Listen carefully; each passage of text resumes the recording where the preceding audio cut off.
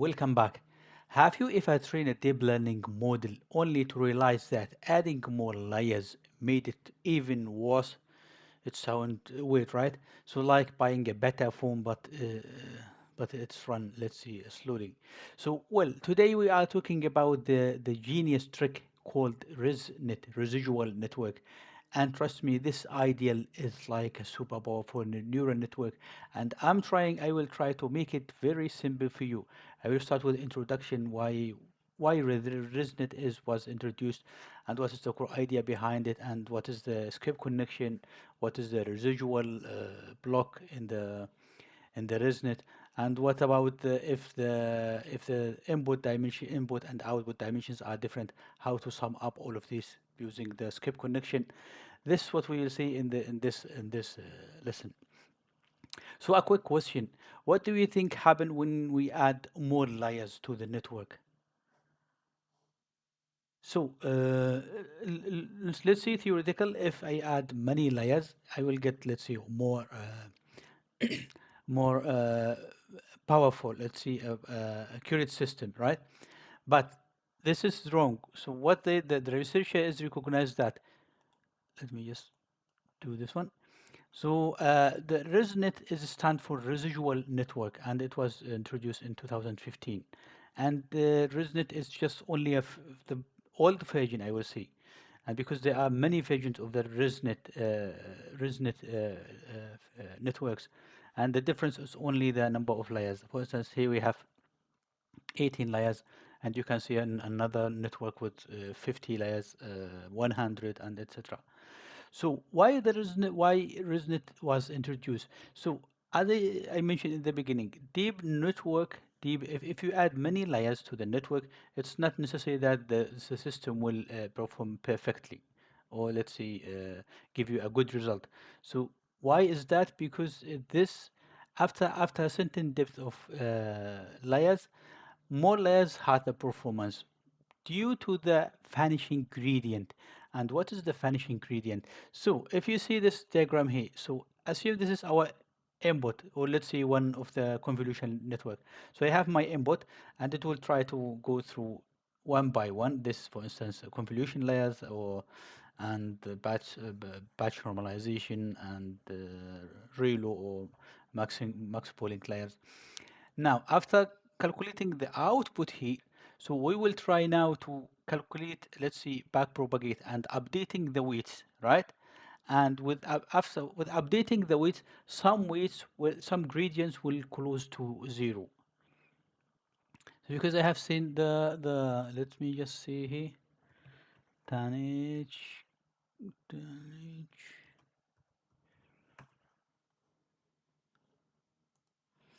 Let me just see the derivative of this. Let me just see it like this. So as you can see, this is the tonnage, and this is the derivative here. And that's why we have somehow during the back propagation we will see values close to zero. And if we have, for instance, this we will calculate the weight perfectly here, and this will be okay. And this, but if we when we arrive till this let's see, convolutional network, the weight is almost close to zero, and in that case it won't, let's say, work properly, or updating the network. So this is the idea of, let's say that this is the contribution that ResNet solves, try to solve. So the core idea is here is residual network. So instead of learning the entire function, let's say for instance I have here input, right? And here's the, let's say, a black box of the neural networks. So I will get fx. Now I will try to add the input to the output here. And for this, I will try to enforce the network to learn only the let's say the difference, the residual between the input, between the output and the input and the output. And let me I just add a short example here. Imagine that you have x, for instance, this is input x, input is 10, and our value is 11. Now, in the ResNet, the convolutional neural network will see h of x minus x. It will be 1. For instance, 11 minus 10, it will be 1. So what we will learn, I mean, what we will force the network to learn only this difference, not the 11. So this you can see, if h of x is equal of x plus x, and it will be, for instance, this term here will be 1 plus 10, it will be 11. So what we have learned here, what we try to enforce the the network to learn only the difference. And you can see here, this is the difference. And someone will ask, where is the h of x? And this is what we will try, what we are trying to let's see, to find. So this is for enforcing the network to give you the residual. And if you didn't have, let's see, if we are not using the skip connection, the skip connection, it means adding the input, let's see this one here, adding the input, this is the input, adding the input to the output. This is called skip connection. And the skip connection is called also residual, enforce the network to learn only the residual, the difference between input and output. And as you can see here, if we have no escape connection, the conf layers will try to find, let's say, to learn how to find the exact number output. So here's the input 10, and it will try to find 11, right? And here we have, in the ResNet, we have only to learn the difference. We need only the one. So imagine how many calculation this will reduce. So imagine that you have, let's see, images, and you need to find the difference between the the input image and the output image, right? Let's say constructing image, I don't know. But if you see, I need this input and this output, you will have many calculations. If you see only, I need just only this difference, try to focus on this difference, you will eliminate many iterations. So as you can see, for instance, this is a snapshot code of the ResNet. We will see it in the next, let's see, video, how to implement from scratch, and I will try to make it really easy for you to follow, and I will make it intuitive. So as you can see here, for instance, I have the first convolution, then the second one, this is the output, it will be as an input to this, to batch normalization, and the out will be input to the ReLU, and the will be input to the conf2, and we will see batch normalization 2, and then we will add the identity, or let's say adding x, input x. And input, it could be any input. For instance, this input, it's let's see, a result of a previous layers. It's not needed, let's see, to be as an image, or this is and here's the we will adding the ReLU, and this is, for instance, one block. And here we can see the residual block. So here's the input. As I said, the input is not needed to be uh, an image. This, as we have seen here, for instance, output, it's input to batch normalization, right? But it was output of this neural network. So assume this is input, it's any output of the, let's see, previous layers. And each block in the neural net, in the ResNet, it has several it has two convolution and two batch normalization and two ReLUs. And you can see here, this is batch norm ReLU, conf, I mean, sorry, conf batch ReLU, conf batch, and after adding the x, I mean the input, we will add now ReLU, and we have the output. And this output will be constant as an input to the next layers. So how do we calculate the back propagation in network, in the ResNet? So as you maybe you know, if we have this network here, right, to calculate the back propagation, you need to go through, if you'd like to have the gradients, to update the gradients in this layer, let's say. And for this, you have to go from sequentially from the output till the end of this one here. And as I said, this might causing the vanishing gradient, vanishing gradient. So the gradient will be close to 0. And in this one here, we will try to, of course, to calculate this path, follow this path. So you can see, for instance, I'm quite sure, I'm not sure if I can do it, but let's say, for instance, this is the output. I will try to if I would like to calculate the weight in this, yeah. I would like to calculate the weights, or let's see, updating the weights in this layer here. So what I will flow, there's two paths indeed. So this one here, okay, let's just keep it like this. This is one path, right? And the second path is from here and goes to directly to to the to the input, to the specific layer. So this will be indeed in this clear here. So this is our output, right? And if I see, I would like to calculate the gradient, the gradient, I will see loss with respect to x, and then I will calculate the f loss with respect to fx, then fx with respect to x, then plus x. So as you can see here, let me just, if you see, assume this is our output, and in here, let's see, assume fx, it's just a simple linear regression equation. So we can see x x times weight plus bias. Then we have the input here plus x. So this term here is of f of x. Now, if we try to take the derivative of this equation, it will try to see here weight plus 1, right? So, and you can see here, even if the w, let's say this weight is close to 0, we still have 1. So that is the meaning of let's say the skip connection, the advantage. So you see here, this is, we have the directly x. I mean, we have the x calculating the loss, I mean derivative with respect to x, we have a directly 1. It's always 1. The derivative of skip connection is 1.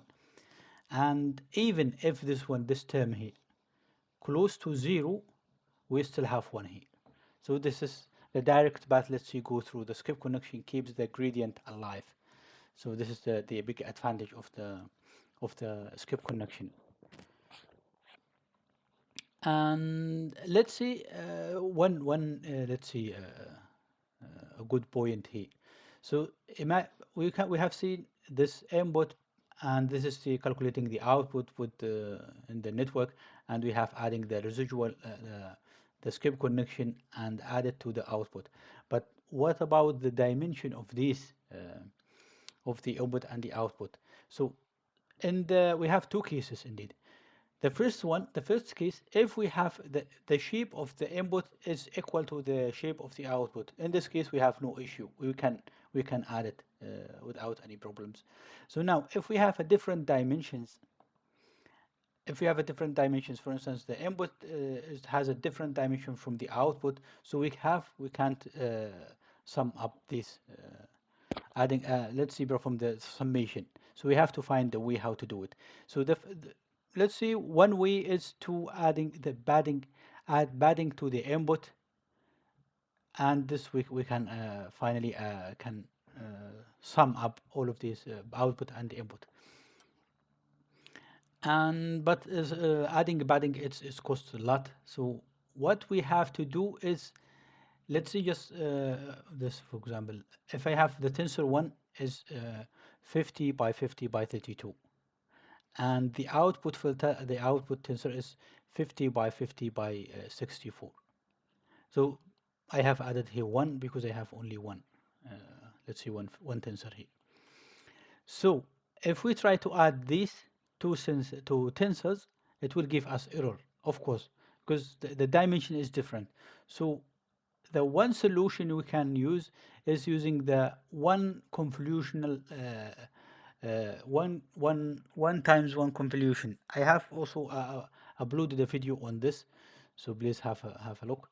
So what is the advantage of this? Is trying to make the input, let's see, is reducing the dimensionality, and try to make, in this example, is to try to make the input is exactly the same size of the output. So if we have this 50 times 50 times 32, and the output is this one here, what we need a one times one convolution, and this is only one filter here. So because we have 1 times 32, because we have 32 here, I have added one by one for each channel. And because we have the dimension in this one, in the output is 64, I have to add 64 one of these. So that's why I just have no space. I just have 1 times 1 times 1 times 32 and times 64. It means I have 64 blocks of this to ensure that the input will be exactly as the output. I have this video here. I have did this in Python, so just to show you the how the one convolutional one times one convolution is working. So imagine I have 3 channels. So, and how many channels do I have here? I have 32 channels, 32, and here I have only 3 channels. So now for each, oops, for each, there's any loop. Let me just stop this.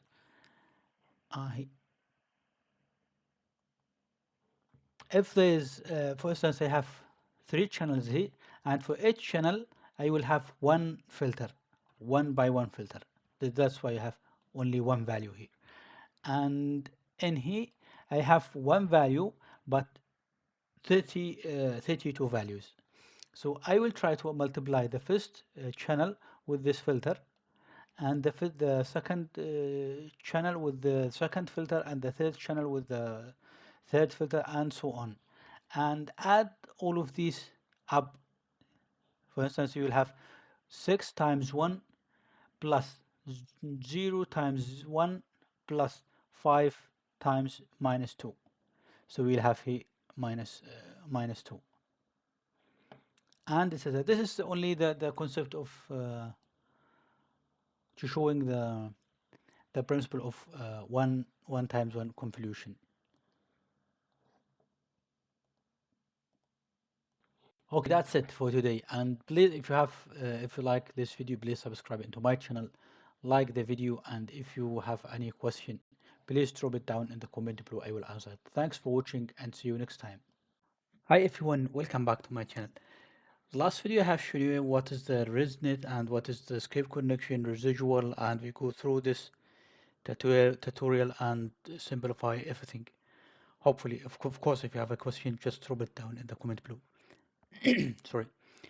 Now today I will try to implement the ResNet in a freelance easy way. I will go through each block step by step so you can implement it yourself. So as you can see here, I have some blocks. For instance, I need to import the necessary libraries, and here I will implement the basic block of the ResNet, and you can see the basic block of the ResNet is like this.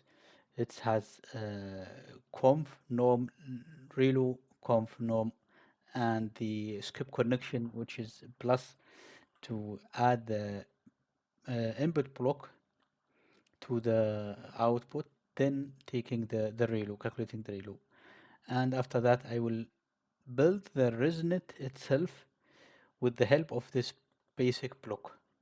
And we have somehow different variants of the ResNet. So it says 18 or 34. So I will just focus, let's see, on this one here, and but the other one is the same. And here I will try to see how I can just test without training. It is just only a building the model, and if I just run this, it will give me a random result because the weights are not, let's say, trained correctly. So let's start with the first step. I will try to import torch, then import torch dot nn as,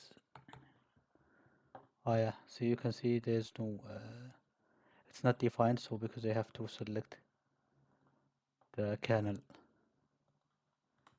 So I also have, if you follow this playlist, you know how to make this environment. Now I need to add this function torch dot nn dot functional as if. So this is the most important, let's say, necessarily libs libraries that I need to I will use to build this code. So for the basic block, as I have told you, it contains these blocks here. So I need to implement these blocks. So let me just this. I will just remove this path. So now this inherited from the NN module. That's inputted here. So this expansion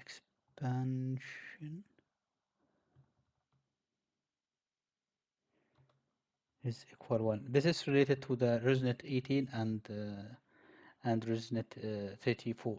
And if you use ResNet 15, it will be 4. And let's define init. Cool. Init function. For the init function, we have some parameters, which is n channels, then out channels, and of course stride is equal 1, and this is stride is equal 1. So now I have write this function initialization, and now in this initialization I will create these few blocks. So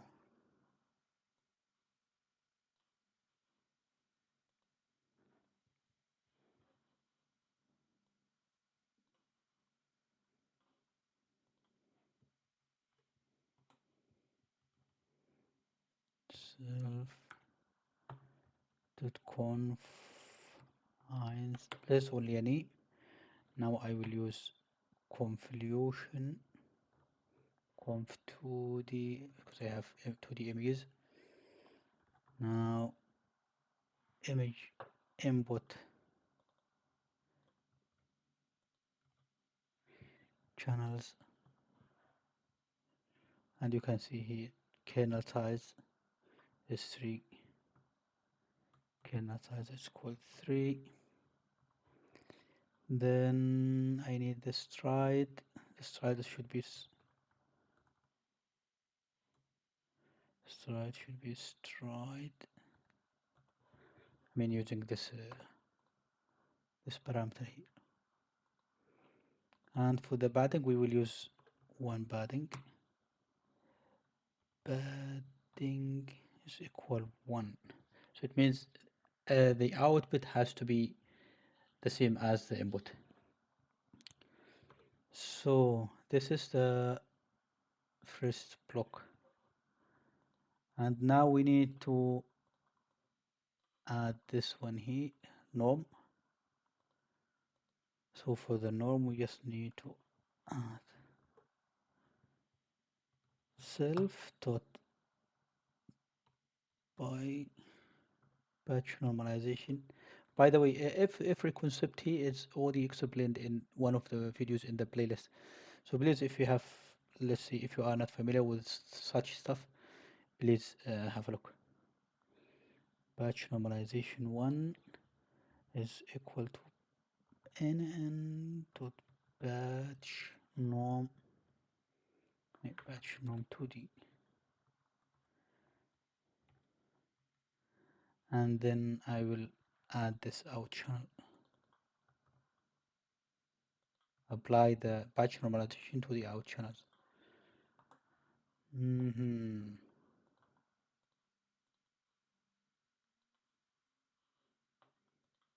So the next, I will just try to copy this, and let me just, we need to be careful here.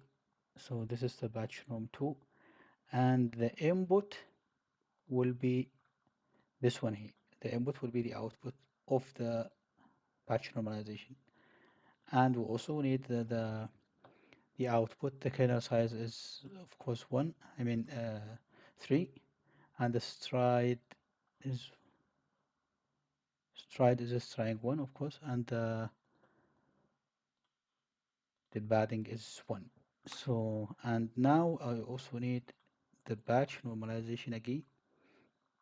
Someone will ask, where's the ReLU? So this ReLU will be implemented in the forward function. So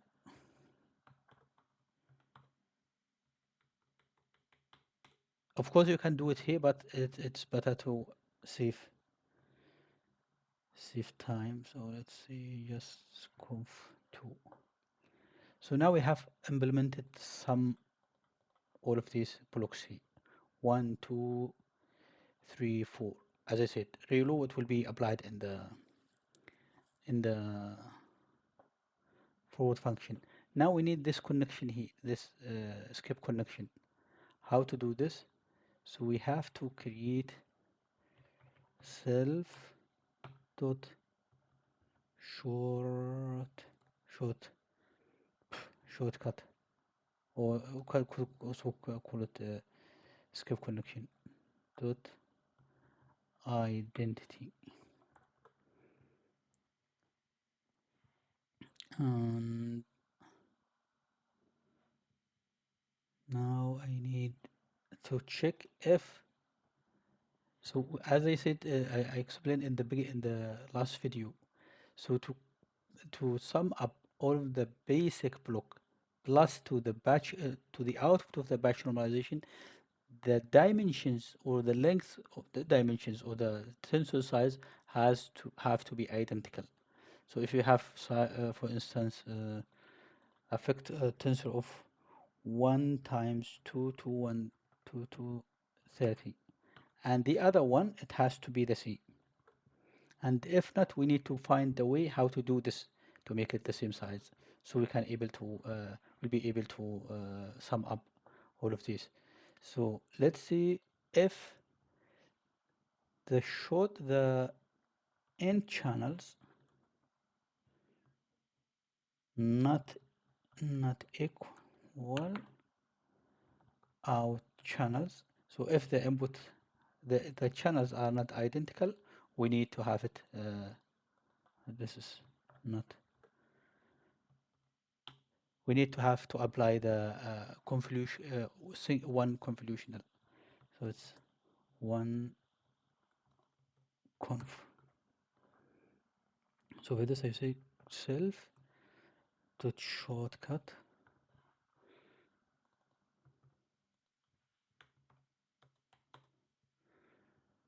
will be nn dot sequential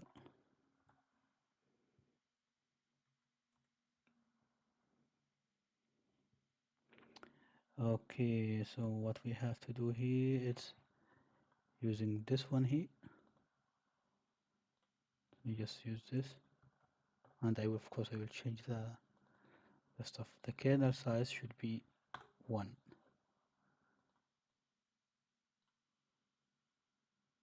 Yeah, 1. Now the batch size as well, we need it. Need the batch size only this.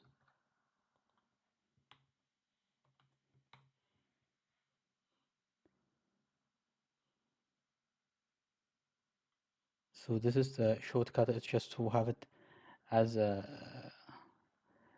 skip connection, or let's see, residual block.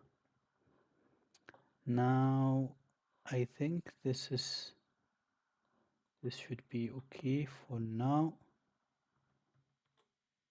So let me just recap. So we need two conf, one, I mean conf batch, batch node, conf batch node. Then we need to add the result. So as you can see, this is the conf batch 1, conf batch 2. Now we need to add it. We have to add one convolutional layer, or layer with one single kernel. So now let's see. I just finished this. I need now to make a forward function. I have also explained in one video what is the benefit of using a forward function. Then it will be called automatically if you have only the model, like let's say you are in the main and you have model and you put the image, for instance, image like this, and this forward function will be called automatically. I mean, you don't need to add this, for instance, forward. So that will be done internally, which I think I like it. This is a good feature. Now let's see identity.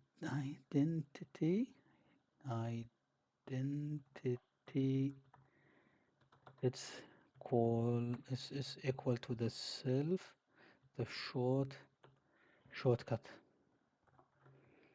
So we need to see get the shortcut of the input X.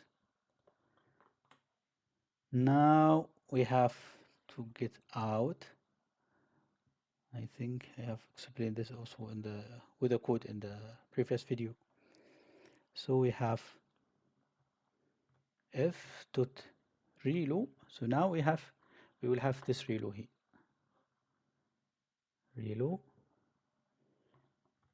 Then of course I can make it even much easier. Let's see, like this, equal to self dot conf 1 and then add x, then out is equal to self dot batch norm 1, sorry, then I will see out, then I will add the reload. So for this I will just add reload, it's out, right?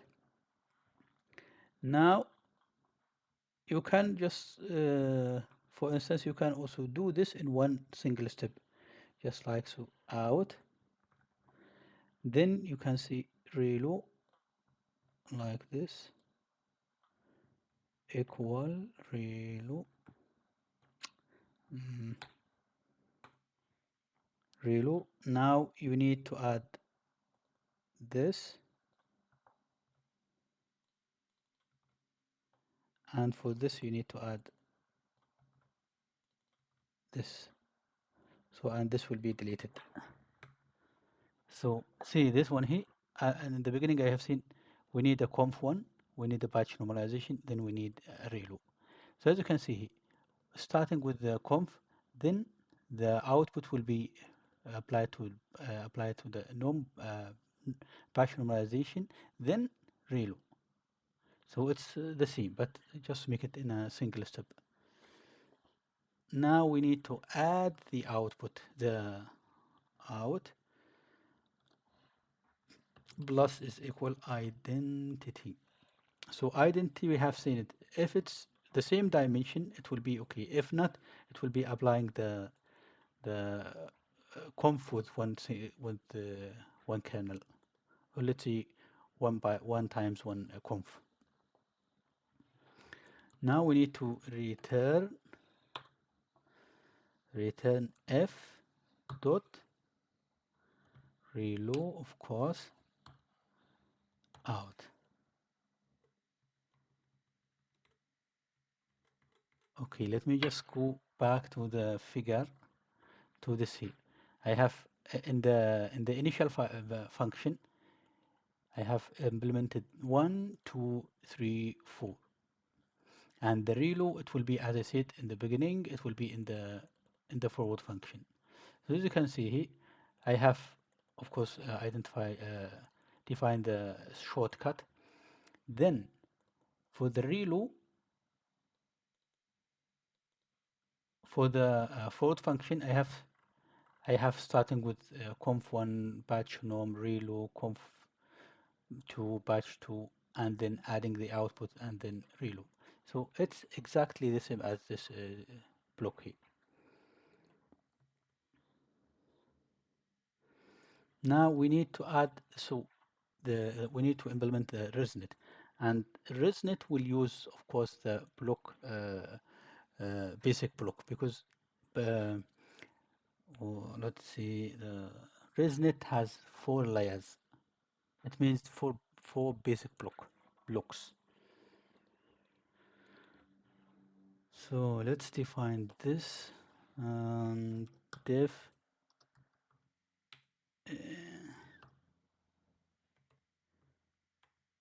okay, init, and this is fine. And but here we need to identify the block size, then layers, how many layers, and num of classes, just like this.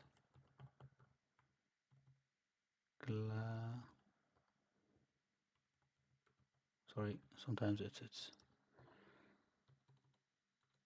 let's see.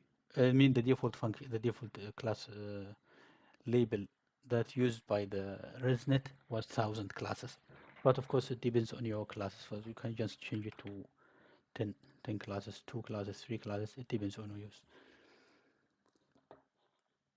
Now we will define here self dot input channel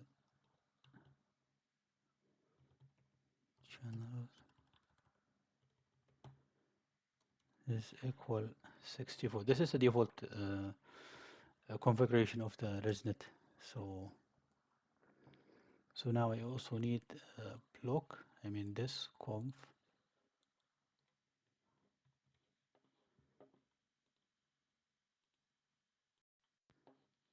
So as you can see, this is the, let's see, the default implementation of the ResNet, and you can see here it's the conf 3x3 and 64. So you need to add this. Let me just copy this because typing it takes time, and we need to change the parameters.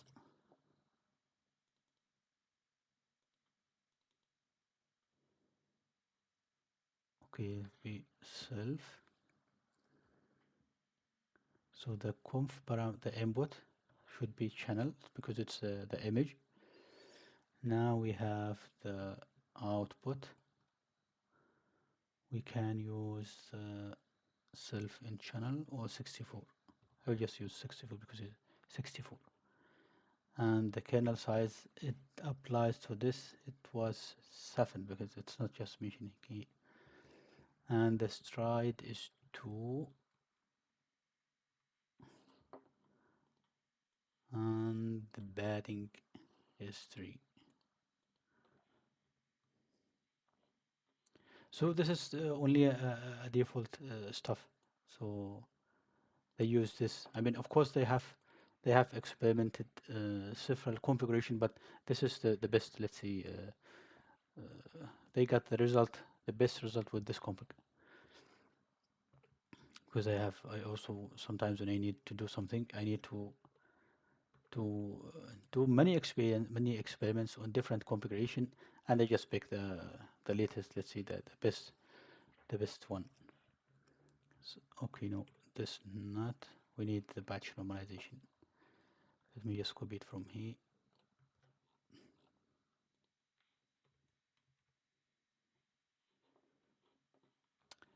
Okay, now let me just see. N channels is 64.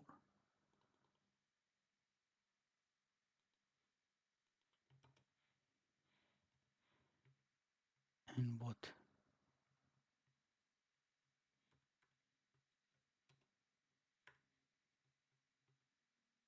This is output indeed. Output.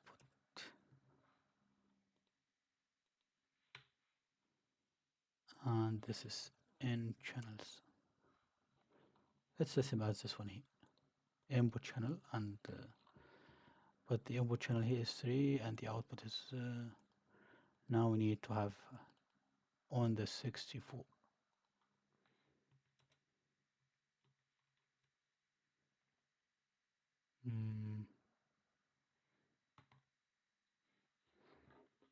It's bad implementation, I think, but it's fixed. So why not just using this?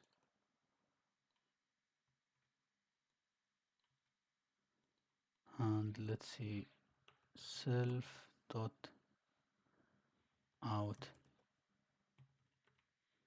channel 64.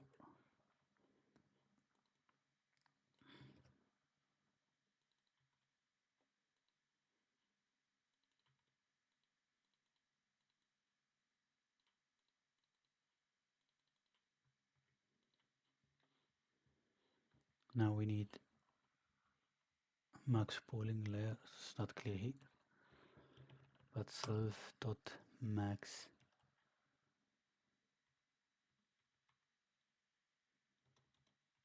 and then dot max poll 2D. Kernel size is 3. 2 or 3. I have no idea. Let me check. Okay, before doing any issues, I have an idea. Let's see. I have imported this. Now I need to see the original model how it's looking. So as you can see here, the first conf layer, it has 364 kernel 7 by 7, 2 and 3, and the batch normalization is this one, and the max polling layer, max polling, it's 3 stride 2 and deletion 1 and 1. So we can just use this. So with the conf 1,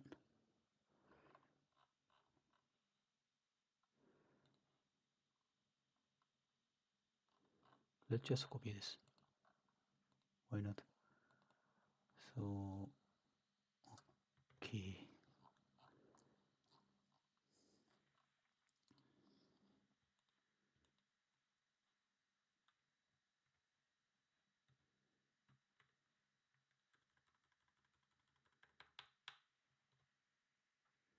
we save the time. Okay, and now if you see the blocks, after this one here, it has layer 1. And the layer 1, we will try to use the basic block. And the basic block, of course, it has all of these layers. Okay, so let me just pause the video and write the function that will create the layers, and I will back to you because it might take much time.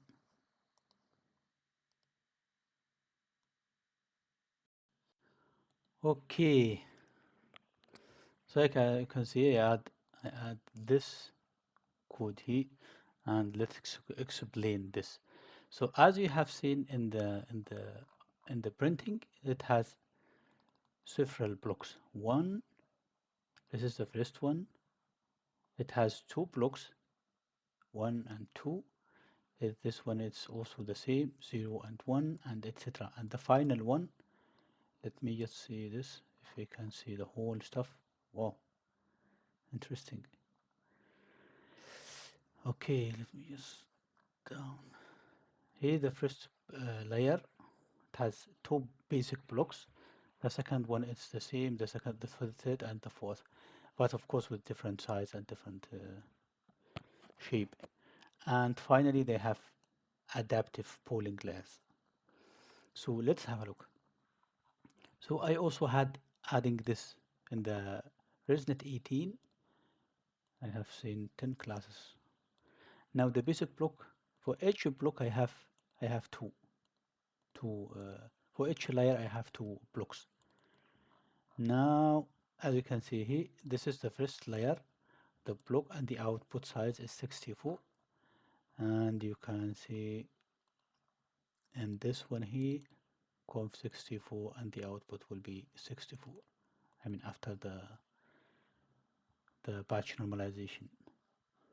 Now we will see, we will have this block here, but it's let's see, shrinking the images, I think not the images, shrinking the features map by 2, and but increasing the channels. And if you see, hopefully it should giving some more info here.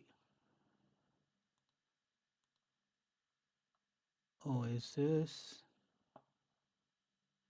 You can see 64 for instance, and here it's not here.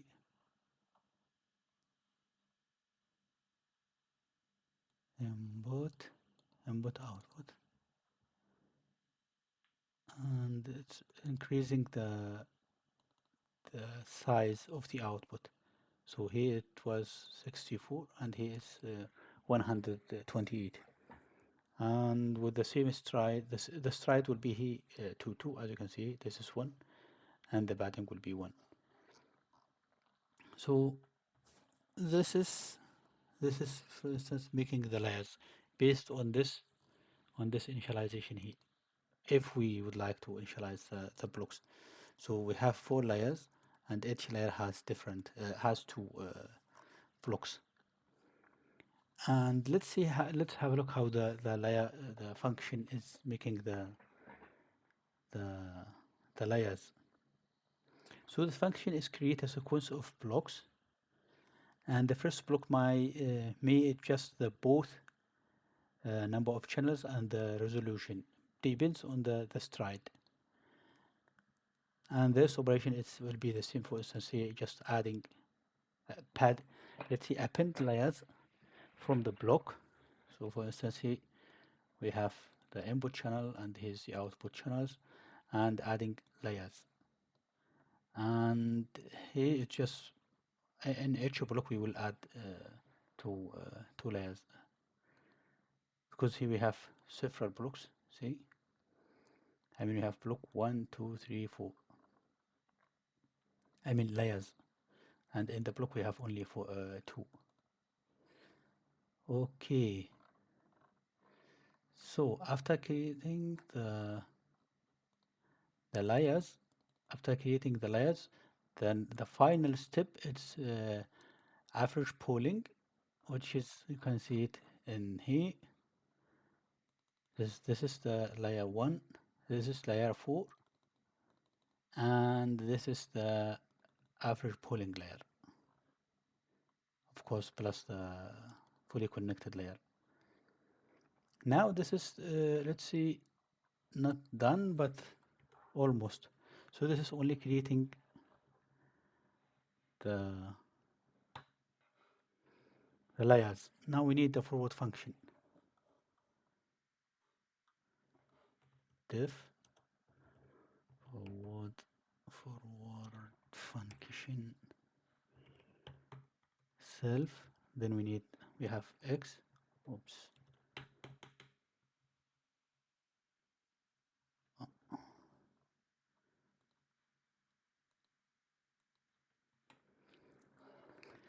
so for this we need x is equal to f dot reload.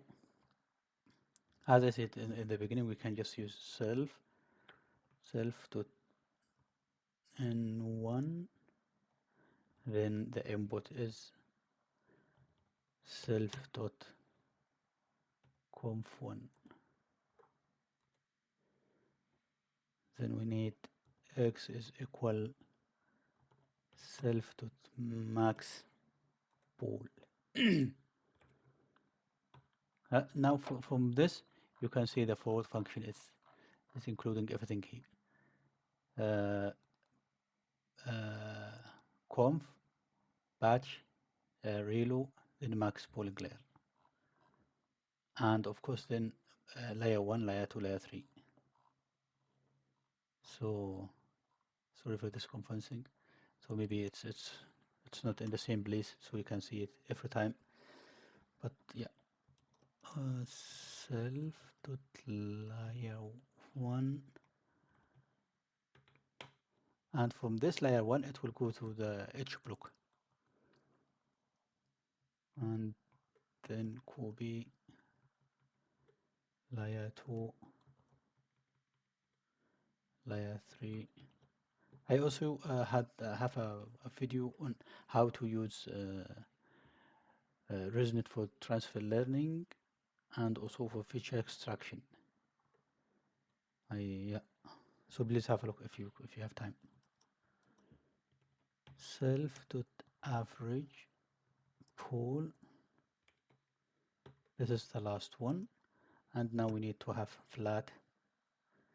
X is equal torch dot flatten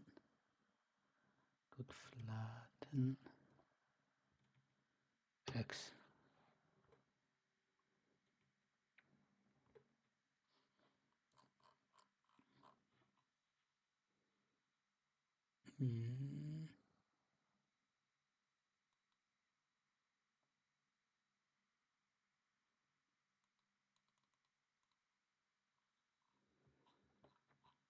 Okay. Then we have self x self dot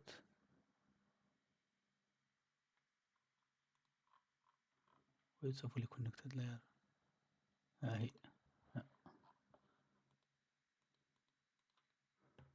The fully connected layer x, then return x. So now it's finishing, let's see, the implementation.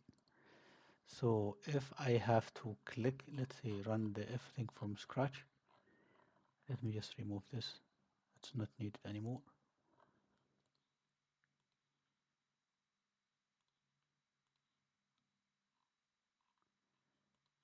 And this, then this class. So now we have, let's see, 10 classes. And the output I'm expected, it should be 10.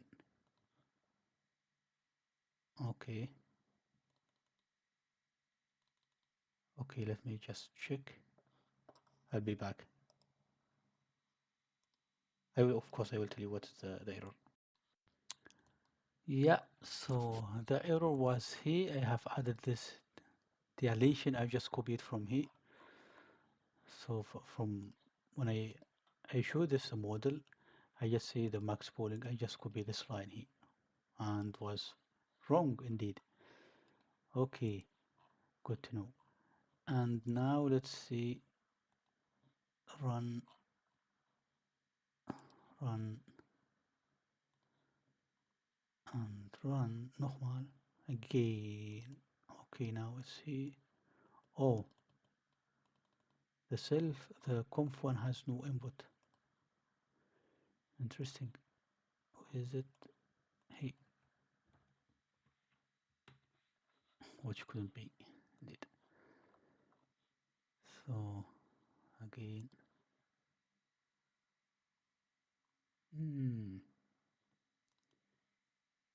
Returning conf one.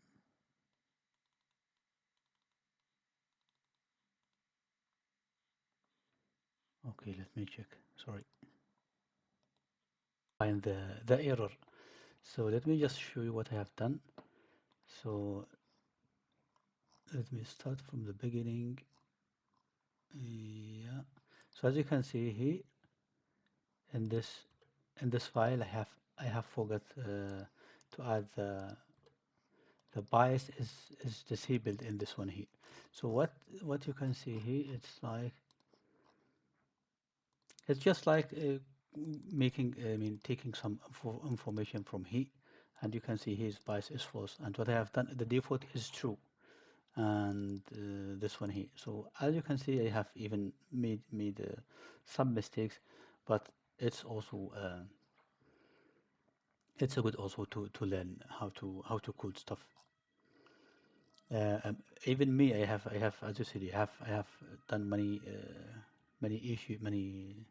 let's say bugs, but at the end I know how to fix this. So and this is the goal.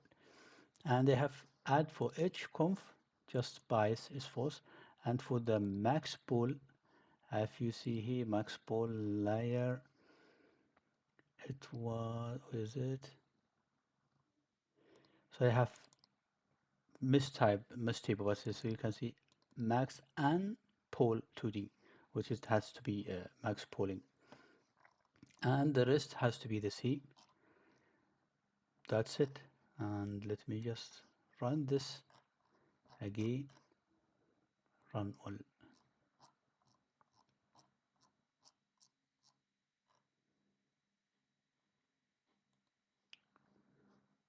You can see it's already finished. So the output of the shape is 1 to 10. So this is the probability of the classes. But please keep in mind this ResNet, it's not trained with any, let's say, real data. So the weights are initialized randomly. So that's why you will have any random result. So if you see print output, just printing the output, you can see here this is the probability to these classes that you have in we have trained in our stuff. But as I said, this is only a normal random weight, and to use now this, you have to add the training stuff. So I have done this with the transfer learning. I hope you can. Oops. I hope you can see this transfer extract. This is the extraction and transfer learning. This one here. So you need just to copy the parameter. This is the classifier I have done. This is the transfer, and here you need to copy this stuff and put it in. Of course, you need to load the data and everything. And this is the code for training. Okay, that's it for today, and thanks for watching, and see you next time. Hi everyone, welcome back to my channel. So as you have seen, if you are following the playlist, so I already covered most of this playlist, or let's see, is the GitHub.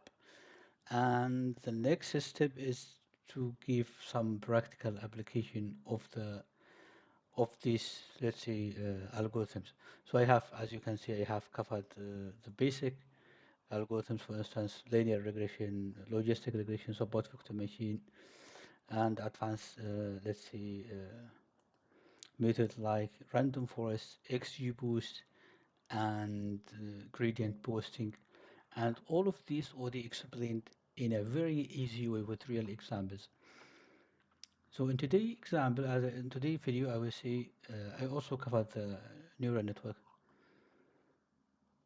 So I will try to go with you with linear price prediction example with XGBoost. We will build a model that predicts house price using real data award.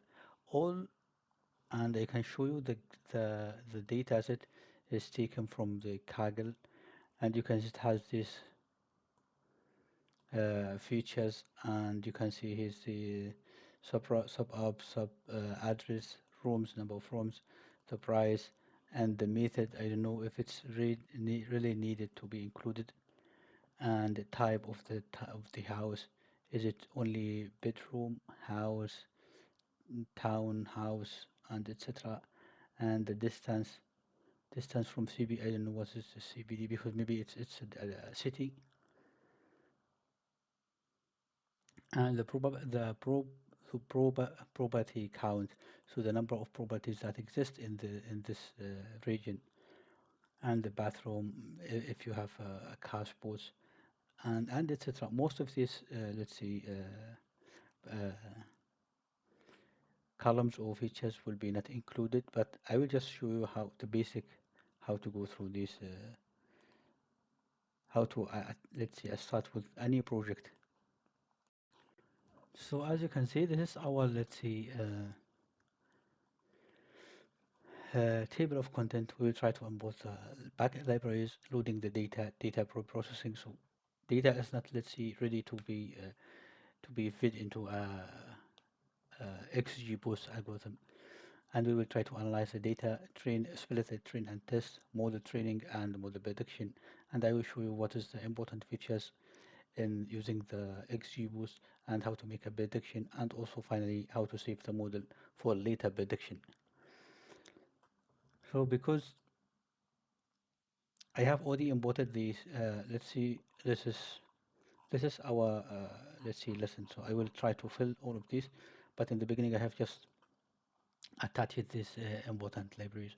So I will try to import pandas. Pandas is really used to manipulate data. So reading data from CSV files, reading from data from text file, from any file.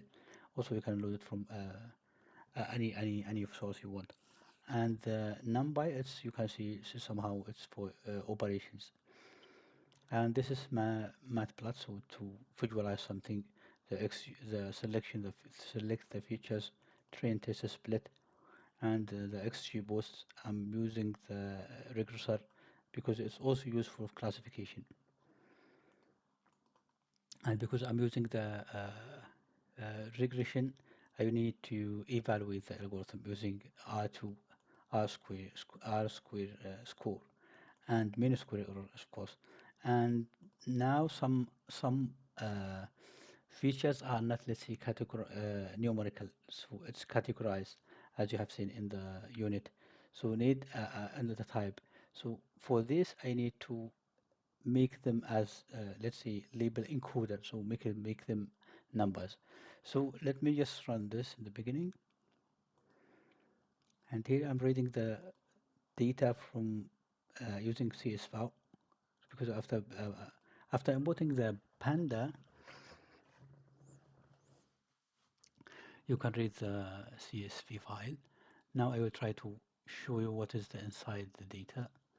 So let me close this, and you can see here address, rooms, type, and as I said, so label encoder, it will try to encode this somehow and make them numbers. And let me now, I'd like to pre-process the data. So what are the pre-processing steps? So first, let me show you what are the available, let's see, file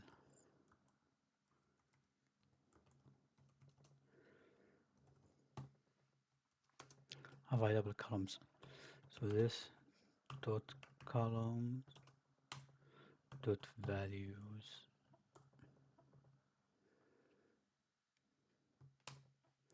So you can also like do this columns and then to list. It should be to list. Should be also the same, but this will save it as a list. As you can see here, now we have it as a list.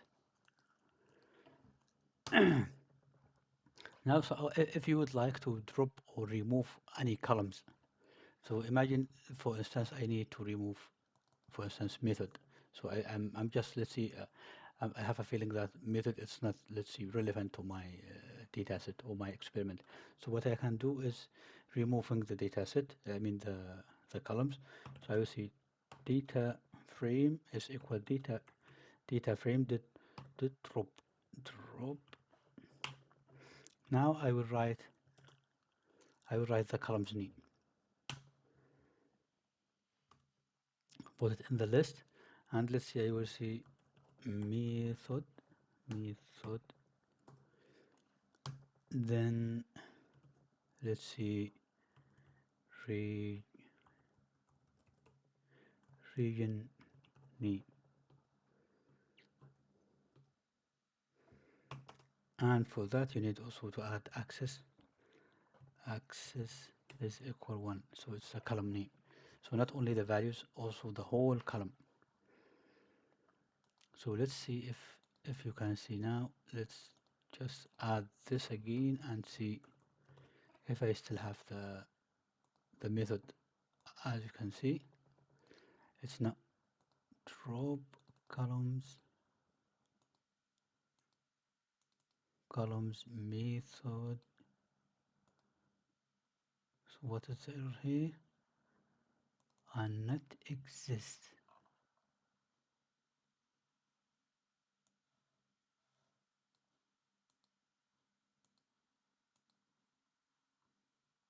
It was here. What do you mean by not exist? Interesting. So let me cancel this.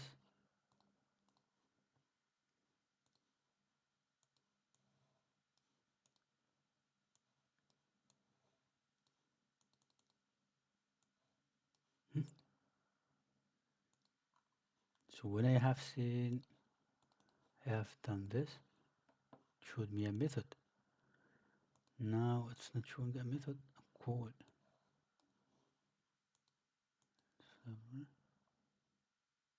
rooms type price. Let me show this values.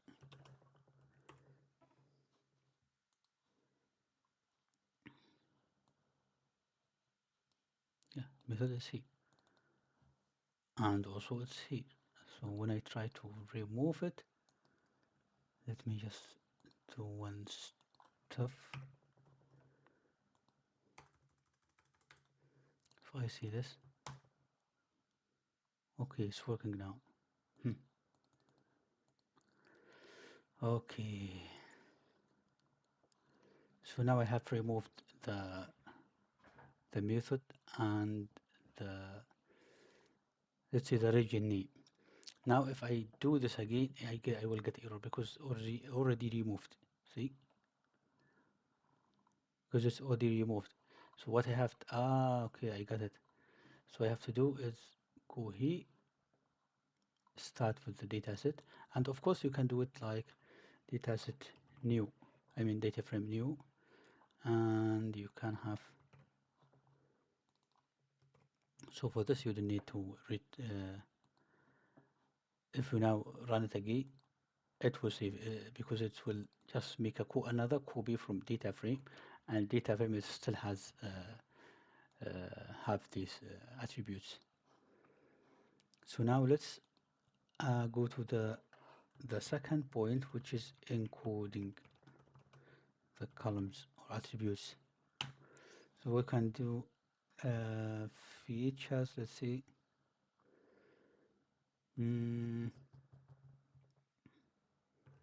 Encode, it's equal label encoder.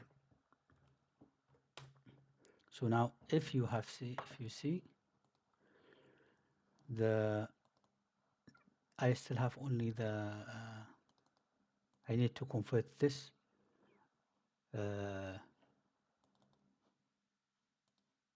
I make it as a categorical. So let me just see data. Let me just, because I have done it indeed with this data frame, so I will maybe make some mistakes. If I remove this, let me just say encode data frame. Oops, why it's capital data frame. Now you can type. So this, it will apply only for this data, for this column. Type encode dot fit transform. Now you need also to add the same data frame type. So this will only apply for this column. So let me now select some features. Let's say I need to define some features. Define some feature for the experiment. So let's see features I have. The most interesting features are rooms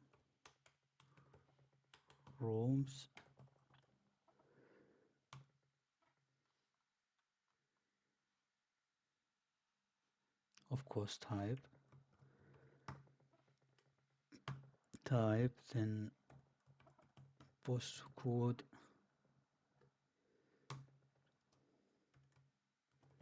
distance to the cities, to the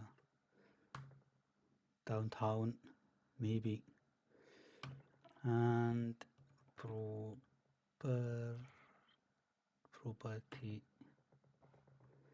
that is capital, property count.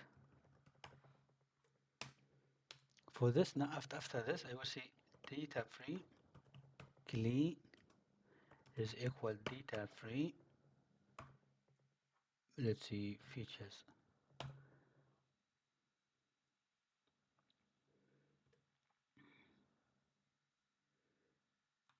Okay, now after this some features, let me just run this and see if the data it has, let's see, some features will be having, let's see, some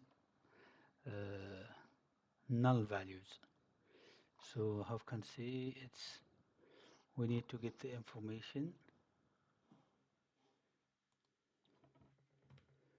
data frame.info, I think .info, and you can see here not null.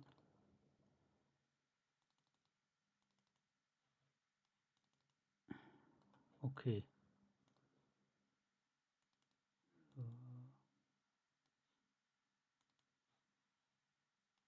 so all the values are here, so nothing is missing. Let's see. Okay, now I have this data free, but let's see in case you have some oh, so we need here to clean,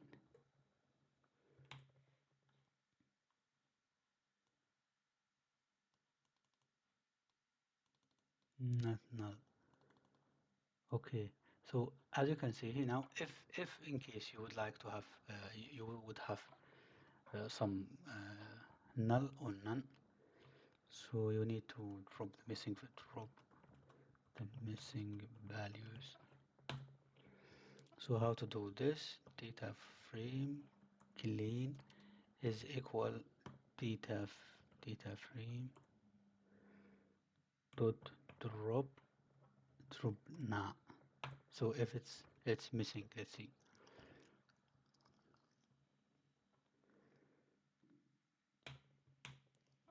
You can see now this already done. And if, let's see, I also now need to select the features. So as you know, the features, it will be for the training. I will have data frame clean.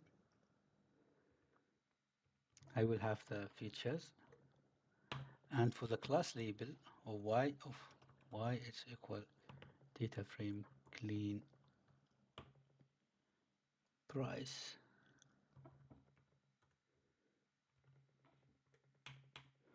Let's have a look. For instance, if you need to print some data, but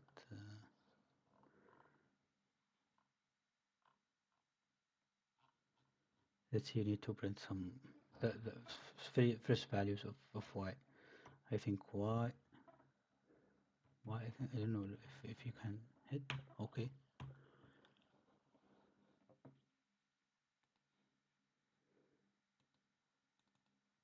data it has no param. Okay, yeah, sorry for this. So I need also to include price. So now I will start from scratch. Sorry for this.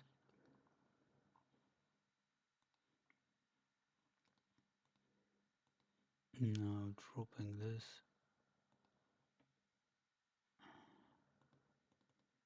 the price is not included. Why?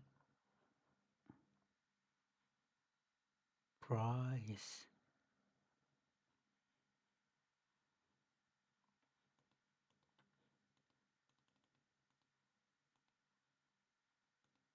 It's working, but I have no idea why it is showing error. But you can see here, this is the price. 1 million or 14. I have no idea how much is this. Now let's now add some analysis to the data. So let's see, after importing the blood, I will create figure. Let's see, figure size is equal to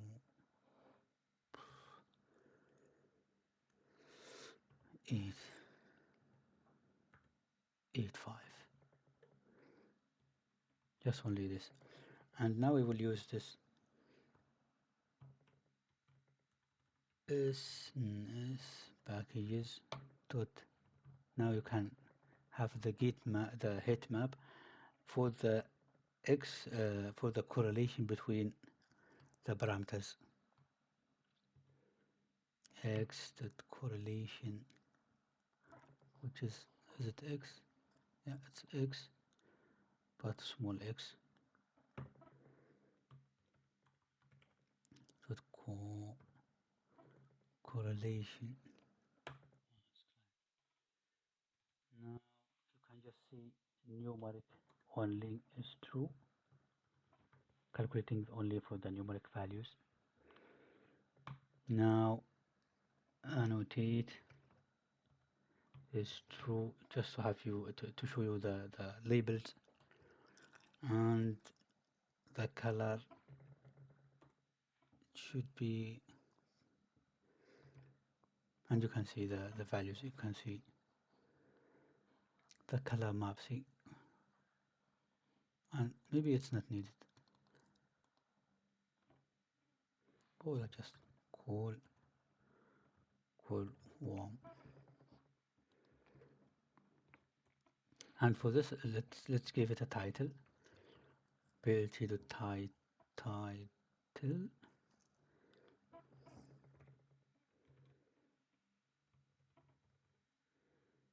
features correlation, then BLT dot show. So now it will show us the correlation between our features. So you can see here room. Let me just show. So if you see the room, the correlation between these features, room and room, it's 100. It's 100%, or let's say 1. And you can see this color here, this red color, it means it has a good correlation. And in this blue, it's the correlation, let's see, is neglected, or let's see, there's no correlation. And if you see the distance and postcode, it has some correlation. And the distance as postcode, because it's identical matrix. So you see, this is 111, and the above part it's equal to this one here. And you can see, for instance, 6.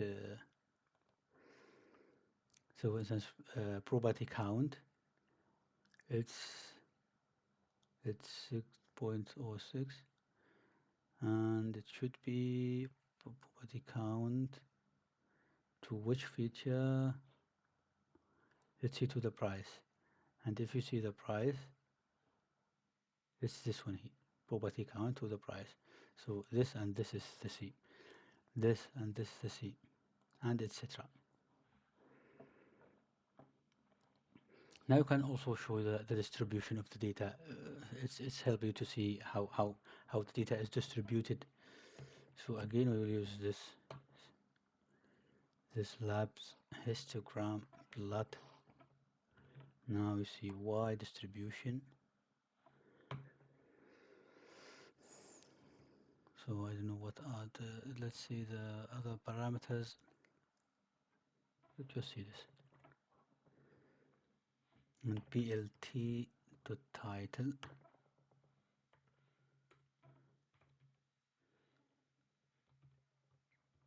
price distribution.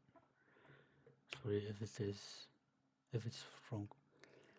Now plt dot let's see x label. I need the price.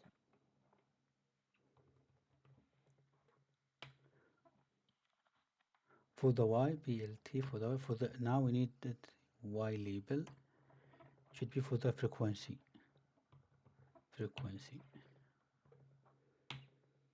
Now plt dot show.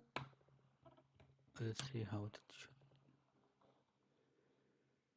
You can see, for instance, this value here, the values between 0 and it's not 0 indeed, it's see, it has 1000, and most of the values let's see is in this range here, and big values are not, let's see, it's far away from the distribution. So this is the distribution of your data here. Now we need to split the data into training and test, and you can see x3 then x test y train y test. So splitting first the training x, then the training y, the y. In the beginning it x split x, then split y in both categories. Now I will use this function train split. I will add x, y, then the size of the test size is the split. Let's see 0.2. So it will split the data 80% for the training and 20% for the testing.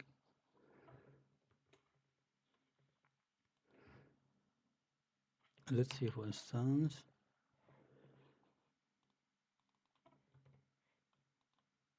print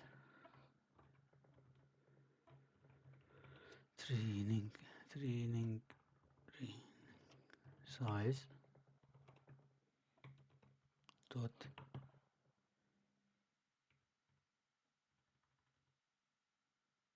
size. So you can see how many input, or let's see color rows in this in the training, and you can see how many tests.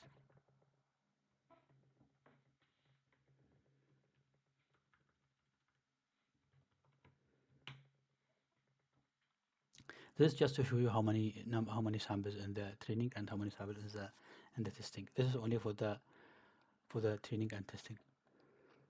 And now we need to train this with XGBoost. By the way, if you are not familiar with XGBoost, I have done a good video on this with the real example and with really step-by-step example. So I'm quite sure you will understand it 100%. So model X regressor. So it has many parameters, and for this I would like to copy these parameters because I'm not let's see aware of this. So you can see here, this is number of trees, and this is the learning rate, max depth. It is, for instance, it will have that each tree will have maximum three levels, and subsamples, column samples by tree, and random state. And let me just see model dot fit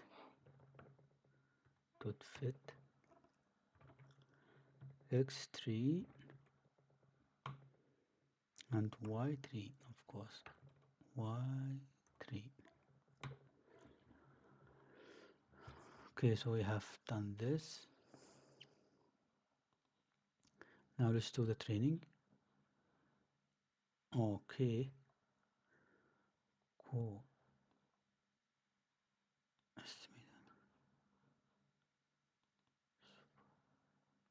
I have this wrong this error before, so I think I know how to handle this. Let's go to here, clear this output, and it's trying to print the model, but it's not able to do it in this Jupyter notebook. But let's try now. Now you can see it's working. And now I need to evaluate the data. So I will see y predict is equal model dot predict, and I will put the x test, only the x, not the class label. I will only put for the prediction. I will just need the features without the class label. Now this will predict some values for this. Let me just show you. Dot head. Okay, I need to print this because it's not the last one. Print, and you see this is the, what's this?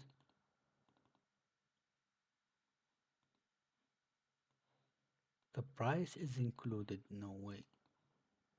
What's this? Let me check.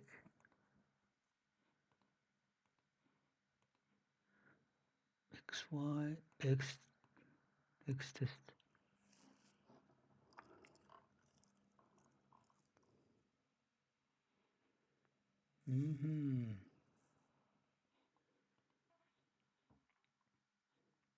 Let me just see the head of this. Print xtrain dot head.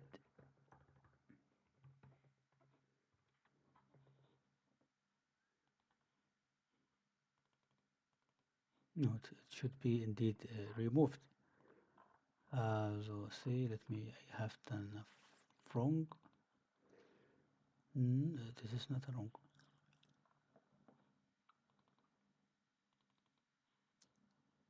Yeah, let's see, I added myself, sorry. So this is my wrong. So let's see, in the beginning we need to clean. Let's see, yeah, we need firstly this one, this we will remove. Okay. Extremely sorry. So these are features. Now I need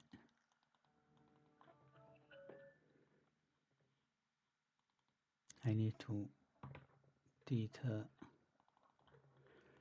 So now drop the data. Now I will see. I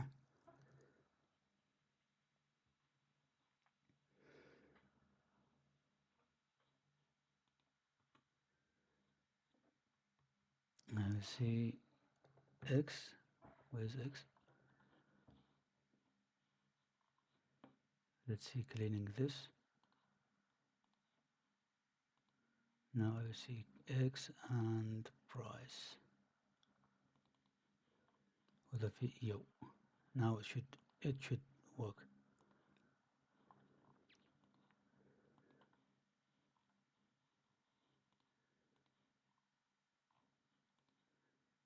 Sorry for this. Now you can see the price is not included. This is the indeed the goal.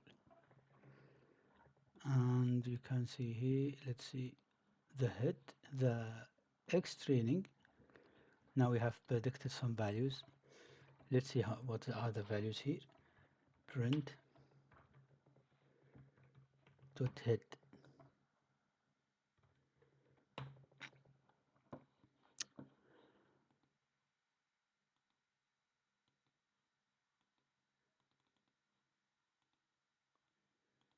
it's not anymore a data frame. Let's see, just print y values, and you can see this is the predicted one. Now we need to compare the predicted with the original values.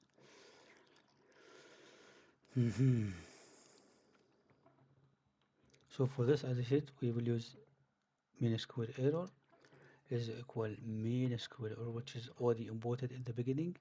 Now you need to add the y predicted values, y predicted. Let's see just without this y predict and y test.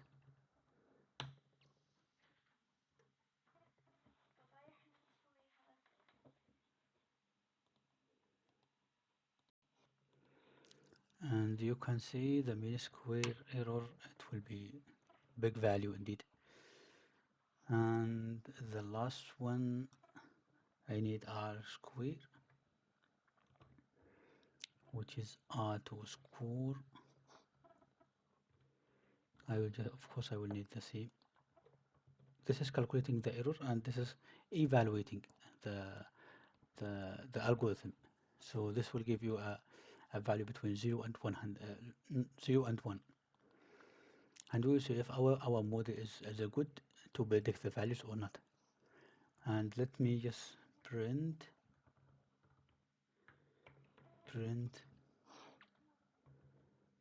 mean square error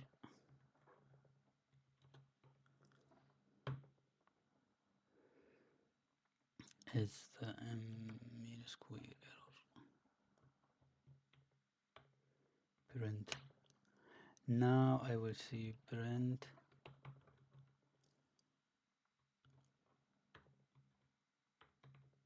r square score r2. So let's run this and see. Let me just remove this because it's, so you can see that this is the mean square error, and this is the square root. I mean r square. So this means the model is not, let's see, uh, performing well in this data set. It depends on one. What are the input? What are the feature that I used in this, for instance, experiment? So I have just used this, and also on the parameters of the XG regressor.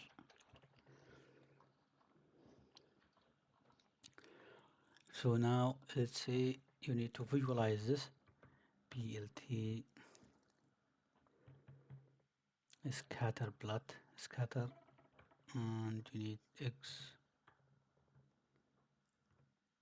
x and y, PLT dot x label.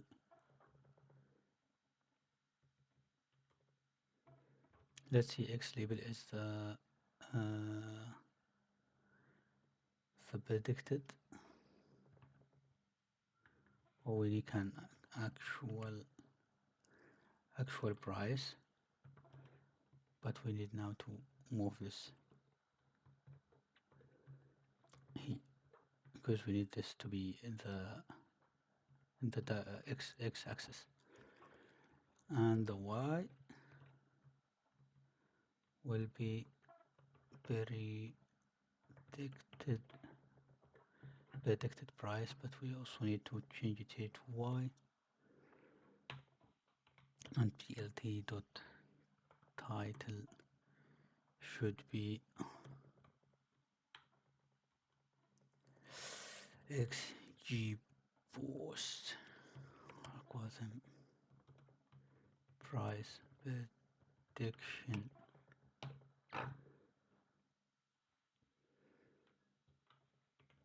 plt dot show.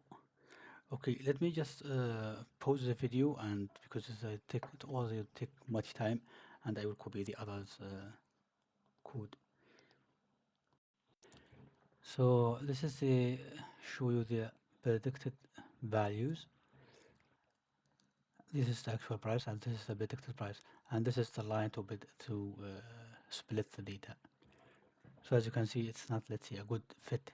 So a good fit, that the distance between each point should be minimized, and the optimal one, all points should be in the red file, in the red line here. And let's see what are the most features, most important features in the XGBoost model. As you can see, the postcode, distance, and etc.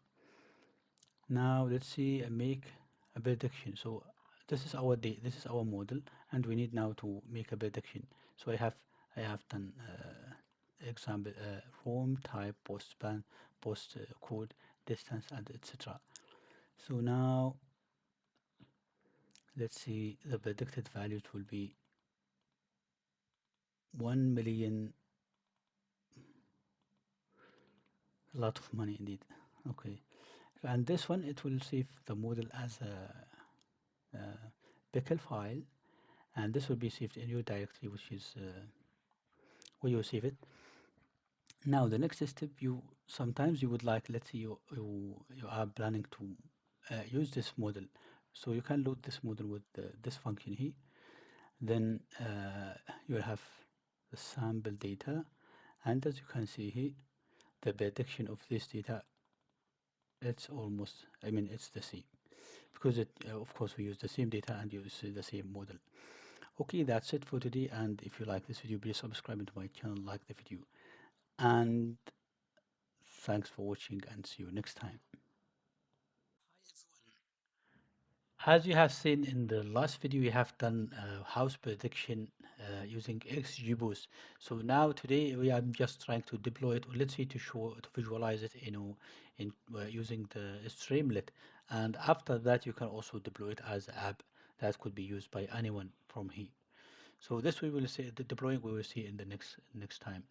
But as you can see here, this is a live interactive window. For instance, the number of forms is 3, as you can see here is 3, and if I change it now, the price will be changed now directly. So let me just move it here, and you can see this is the price is changing, and here number of rooms, and this reflecting the values in this slide window here, sliding bar. And if I change the distance to the city with this one, and you can see the price will be decreased because it's far away from the distance from the city, and also the value will be here. And this is also a distribution of house price. This is the most important features using the XGBoost, and this is only a sample ahead of our dataset that used, and this dataset is mil pound. Yeah, it's a city maybe in USA. But before that, before going to do this, so last time we have seen this Jupyter notebook here. Let me clear the output, and we have seen how to do this from scratch. And today I'm just we will try to build this website, or let's see, app using Streamlit. And by the way, the accuracy was improved by 71, which is, I will say, it's not a good, but it's fine. And yeah, and this one, this with this command here, we have saved the model, and this model will be loaded to the website. Let's see, to the GUI. And let me just go to the app. I already create this, so I will just run from this, and from that I will just show you what is the meaning. So in the beginning, we need to importing the Streamlit, and Panda to reading the this is Streamlit is to building this website, or let's see, app. And this is a Panda to reading the data, NumPy to add some operations to matrix arrays, and here's to the XGBoost and matplotlib and etc. So now as you can see here is set, this is the first page. So Streamlit, this is the variable Streamlit set page config, a title is house price predictor, and the layout, I mean the icon is house, and this was in this here. As you can see here, house price predictor, and this is the house. It's written here. So the next one is we need to read the CSS file, and for the CS file, it's really simple CS cascade style sheet. So it's the background is this one here, and the header one, the header two, the header three. It's this the family font will be this one, and the sidebar has to be 100%. It means it should be showable even if you maybe resize the image. Okay, no, at a certain point it will be removed. Oh no, no, but it's just so you can see here it's 100% even if decreasing the B size. Okay, and let's go to the next file, next lines. I just want to show you what is the inside this. Now this is the title of the page of the app, this one here, and you can see the markdown adjusting the values. This is the markdown, the sidebar, this one here, as you can see this one here, and the input, the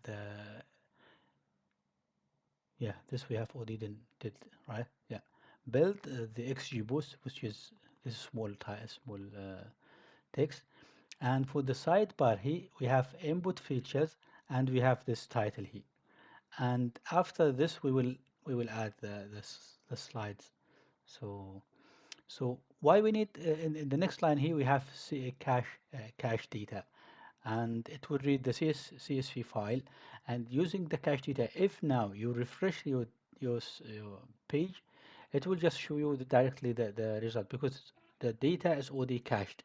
But without this, it will try to read it every time you refresh your page. So this cache data, it's saving a lot of time. And this is loading the data. Let me just see if I following correctly. Yeah. And here I would also need to load the file that was already created by this Jupyter notebook.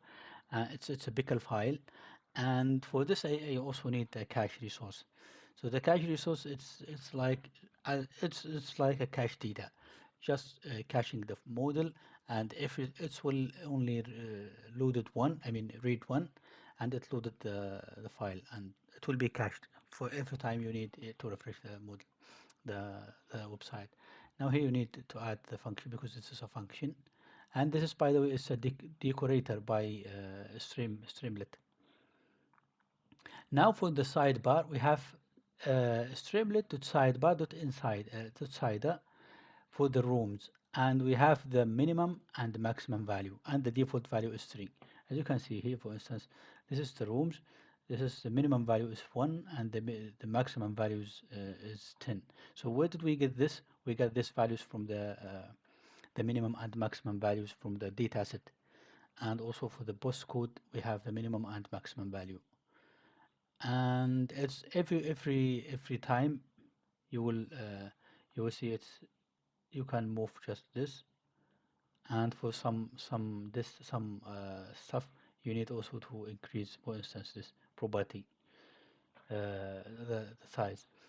And here this is a slider, it means sliding, moving, and this is a selected box.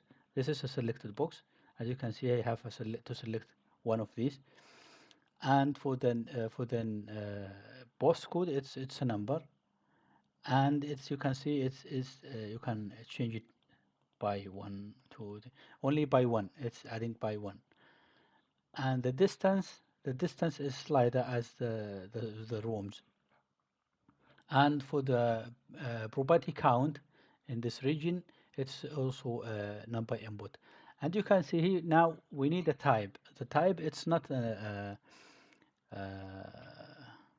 what's that, It's not values. It's a continuous value. It's a categorical value. So we need to make it categorical. We need to make it as an integer values. Let's see. So in this file here, in the notebook, we have done it while using the label encoder. Now we have add this dictionary here.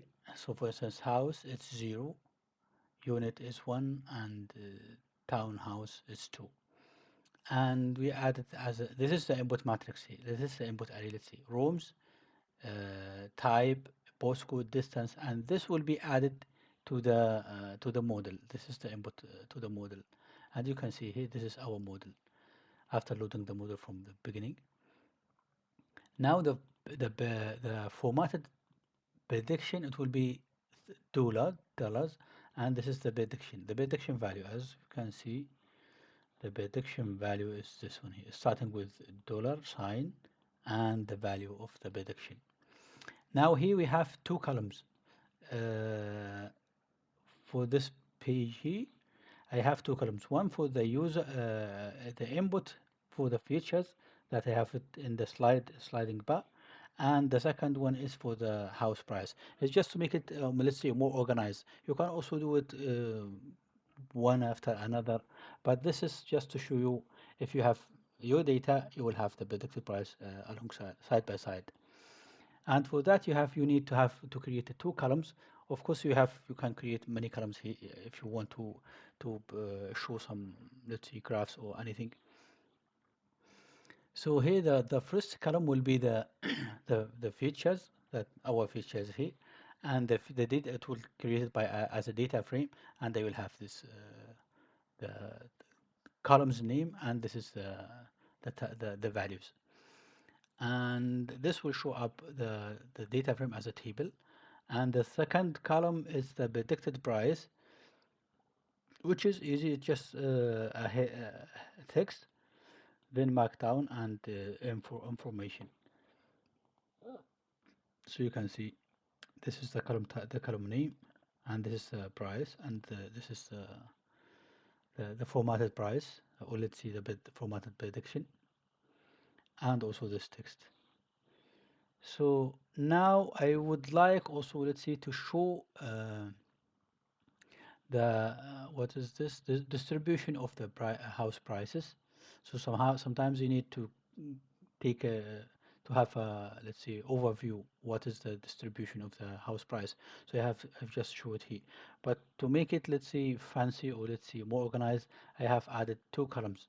So in the beginning I have done it with just one after another, but I see it's not, let's say, a good organized. So it's the same as the two columns. You will have the house distribution, and the second column for the feature importance. And this feature importance, it's a function from the XGBoost. You can see here it's a function from the XGBoost, but you need also just to add the figure to the Streamlit. And here I have added a sample of the data. As you can see here, Streamlit write data frame dot head.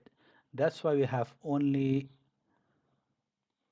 a head of this data here. As you can see, this is a head of our data, and of course you can download and maybe search, and okay. And yeah, that's it. That's it for the, and for maybe for the next lesson, I will try to show you how to deploy this application, let's see, into the Streamlit, and anyone can use this to run, let's see, or interact with this. And by the way, now I'm running the XGBoost, not the XGBoost. I'm running now the application, and the good thing here is, let's see, just change something. Let's see in the title. This is the title. Where's the title here? Mm, the accurate. which is not accurate. Accurate model price app. And now it's already saved by in this. And if I just go to this, refresh, and you can see it's directly taking the changes here. So you don't need to kill this process and start from scratch. So it's just interactively, it will take whatever you change here, it will be reflected to the page. Okay, if you like this video, please subscribe to my channel, like the video, and of course, if you have any question, just drop it down in the comment below. Thanks for watching and see you next time. Everyone. So continue for this playlist. So I already uploaded the project of regression project with the for house price prediction. So I have uploaded two videos, one for the let's say coding and one for the using Streamlit. So it will be building and let's say a small web app, interactively web app. So for today, I will try to start with classification project email spam detection. So for this, I already prepared the code because writing a code it takes much time, and this is my feeling. But I will just explain this for you. So what you need to import the data. You need to import onboard the packages data, pre-processing the data, and feed this data, split the data into train and test, and feed this data to the algorithm. So I will also use here as the XGBoost as well. So XGBoost is really fast and did a great job. So importing pandas to read files, and this is visualization. This is also visualization.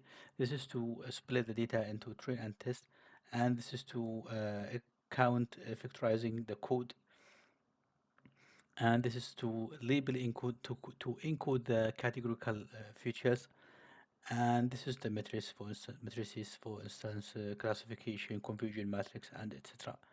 And this is the XGBoost. This is the algorithm that will be used for the classification. So this is a classification project. So here I will just run this, and I will load the data emails. So I have downloaded from Kaggle, and it will look like this.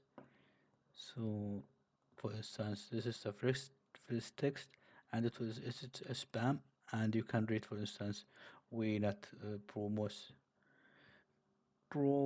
that having order blah blah blah. This is the text of each let's say email, and here you can see it's not spam. So these are not spam. So for this, as you can see, this is a text. We need to pre-process the text and feed this to the algorithm. So before this, I will just read the data set, and this is the head. I mean, this is the 10. Let's see, 4 or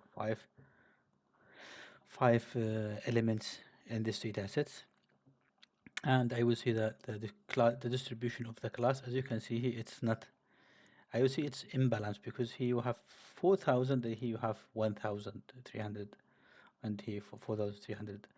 And let's just draw it to visualize it better. So you can see this is the spam and this is the ham emails. It's not, let's see, well balanced, but it should work. And for the pre-processing, you need to replace the spam with 1 and also 0 as a ham.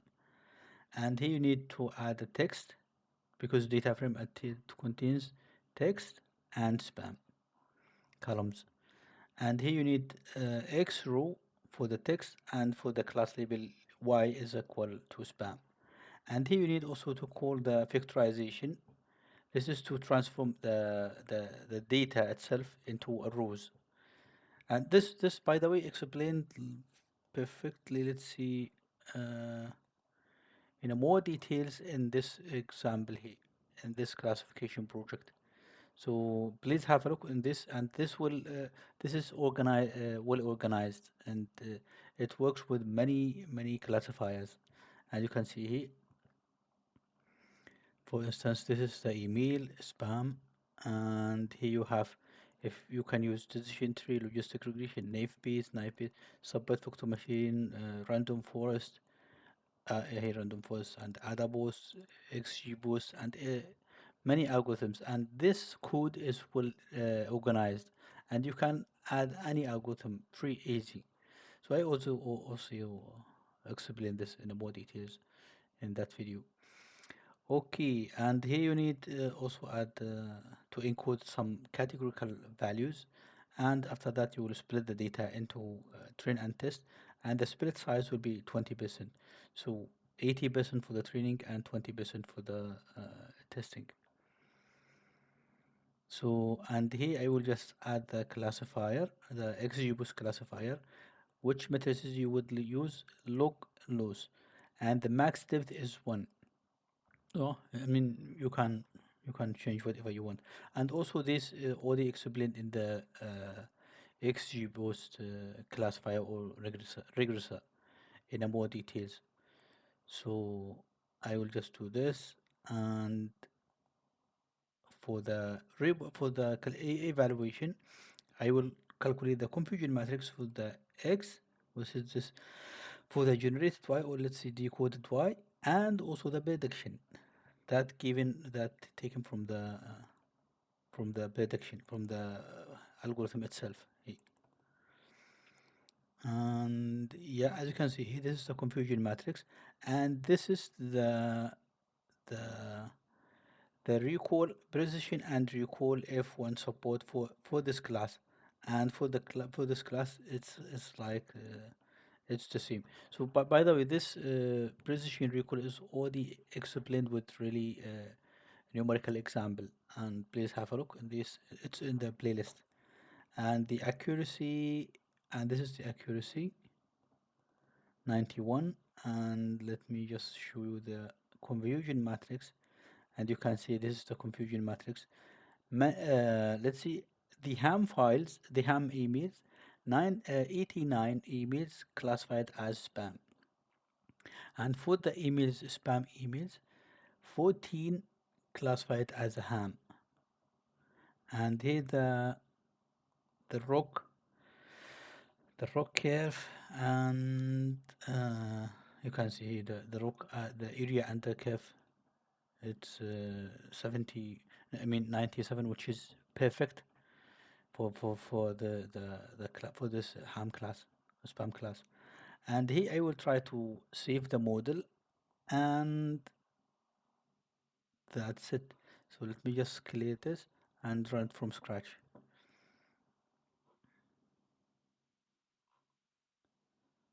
Yeah, so I already saved the model, and let me just show you this example here. We just open Py terminal.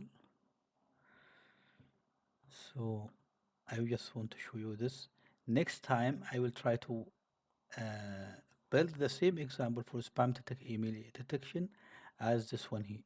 So you can just play with this, add the email and try to, for instance, detect which email is okay or not, and so on. So okay, that's it for today, and thanks for watching. If you like this video, please subscribe into my channel, like the video, and also if you have of course any question, drop it down in the comment below. Thanks for watching, and see you next time. Welcome back. So in the last video, I showed you how to detect the spams using the XGBoost, and I have written this Jupyter notebook. But after that, I have converted to the using a Streamlit in this small, let's see, small app. And for instance, you can see this is the about the apps which packages have been used using the to classify this. And here I have given a text to get the to put the text to detect. Let me just copy this example. Oops, and put it here. Let's see, and you can see it's been detected as spam, and of course it was spam indeed. You can see here, but this is the probability of detecting the confidence is 53. And let me just see, for instance, this one here, and remove. So anything has money, it will be detected as spam. And let me just take one example from the non-spam, for instance this, and write it down here, and ham. So let me just add a text from, for me, hope you are doing well. Let's see what was, okay, it's a spam, cool. Okay, I have no idea why it's spam. But now, how to do such stuff? So it's really simple. So this is a title, and you can see also this, the same, or the name of this tab. It's spam email detector, and with this icon here. And you need a text box, and you need a button, you need a progress bar, you need you need a progress bar, yeah, and you have a slide by the sea, which just only contain information about the app. And let me just show you the code.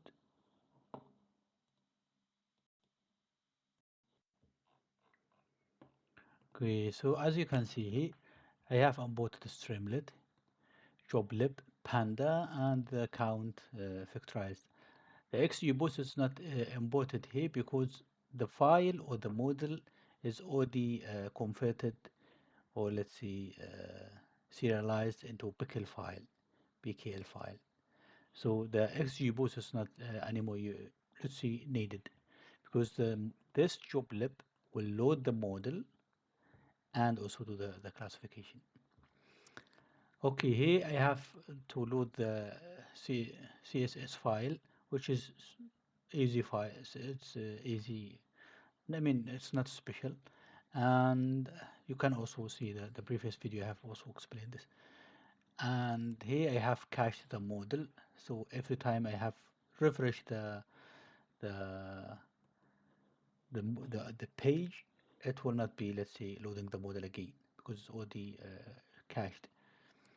And also I can also update here interactively, and everything change here, it will be reflected to the website, to this app. Let's see like this. And here I need to load the data, and also I need to return the factorized. Now this is the main page, the name, the title, page title, and this is the title of the page itself. Let's see, like this, spam email detector, and this is the next text detect, which is as a markdown stuff, and this is the slide header. This is about the app, and this is the content of the slide by information. Here we load the model and loading the factorized, and in this one here I have adding a text area, which is this one here. That is the text area, and here I'm asking enter the email text below. And for this, once you have filled this text, you need to predict. You click the prediction. So if you click the prediction without text, it was tell you the please enter some text, which is this one here. If button is clicked, so check the email, and if there is no email, we'll show you this one here. And now let's assume this is the email, it has some text. Now it will factorize and transform the text into a factorized, and then doing the prediction, and also predict the probability of this to each class. And now if it's spam, if the email is a spam,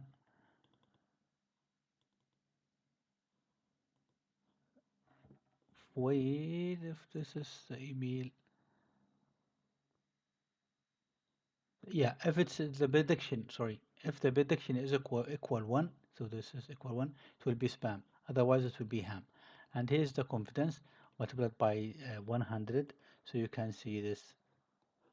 For instance, this is the prediction, the confidence, you can see it like this. And the mark that this, you can also see the result. If it's spam, you will get this text plus the slide bars, which is, you can see, for instance, this one here. It's 53. It means if it's 100, it will be one. It will be almost one here. And if it's okay, will be the same. Just give you this information here and print the ham confidence value. This is, let's say, a super easy app. Of course, it could be really fancy to add some. I have no idea what to add indeed, but might be, let's see, has some other components. For instance, the title, you can add the title here and also the body of the image and maybe the ABNs itself and etc. And I think that's it for today. If you like the video, please subscribe into my channel, like the video, and if you have, of course, any question, drop it down in the comment below. I will answer it. Thanks for watching and see you next time. Welcome back to another machine learning tutorial. Today we are diving into a customer segmentation clustering algorithms. Using algorithms like KMeans, DBSCAN, and Gaussian mixture model. And as I continue for this tutorial, for this playlist, I will just go to this. Yeah, so today we were focusing on this customer segmentation. So we will working with real, let's say, transaction data from online retail store. So I have downloaded this data here. It has many, okay, many rows. It's almost 500,000 rows. And of course, I couldn't work with this because my notebook is not that powerful. And by end of this video, we will know how to group customer based on their behavior using unsupervised learning techniques. So whether you are a beginner or experienced expert, sorry, and this video has something for you. Let's get started. So in this notebook here, we will use unsupervised learning to segment customers based on three key features: purchase frequency, spending amount of money, and product preferences. We will walk through data loading and pre-processing, feature scaling, dimensionality, applying clustering algorithms, evaluating model performance using C, C-load, C-load score, and many others matrices. So let's begin with the importing of the libraries, and I think you are already familiar with such importing stuff. So, but let me just focus on this here. As you can see, I can import the class KMeans and DBSCAN from the scikit-learn packages, and also Gaussian distribution is here. And for the matrices, for the clustering, you can import this from matrices from here. And this we will try to evaluate each algorithm with these three methods. So let's start from the beginning. Let me just import the data. And for the data loading, I will try to load this data. Which is, of course, it's downloaded from the Kaggle. I will give you also the link in the description so you can download it, because it's a huge data, so I can't load it to my repo. And by the way, I have already explained key means in a more details with really simple examples, so you can have a look in my playlist. So I will just read the data, and you can see how much time it will take just for reading the data. It's really heavy. And of course, you can let's see, for instance, you can write a C or C++ code to read these files, and it will be on fly. So using C++ or C. And you can see now it's and after this I will try to select sub data, because as I said in the beginning, my notebook is not able to do this. It will take much time, and it will finally hanging and I can't move the mouse. So So what I have done here, I just select subdata by country, and because you can see the data here, it has several, it's nine, four, five, let's see, attributes. But for this, I have just selected 300 from the United Kingdom and 300 from the France, and etc. So this for me, let's see, it has, let's see, it's 1 minute just loading the data. And let me just select this. And for now, you can see I have just selected 300 columns from this data. And let me just see what's the, the size, data dot size.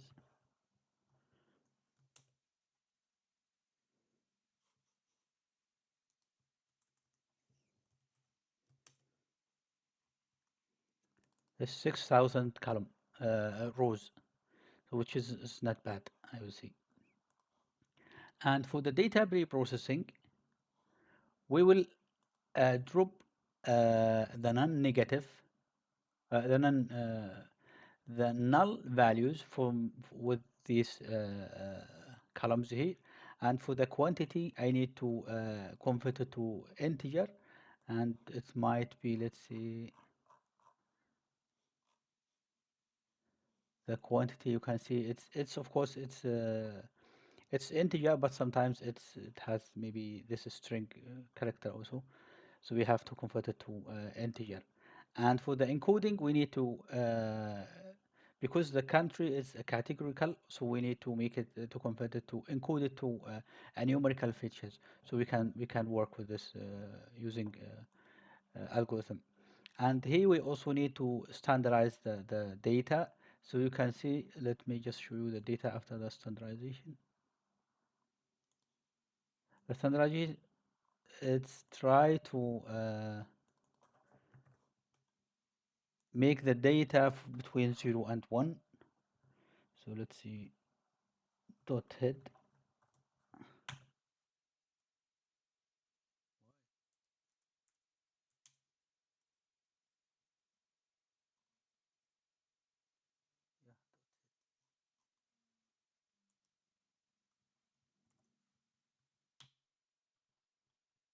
Okay, it's sorry, it's an array now. Okay, it's converted to an array, so numpy array. But let's have a look.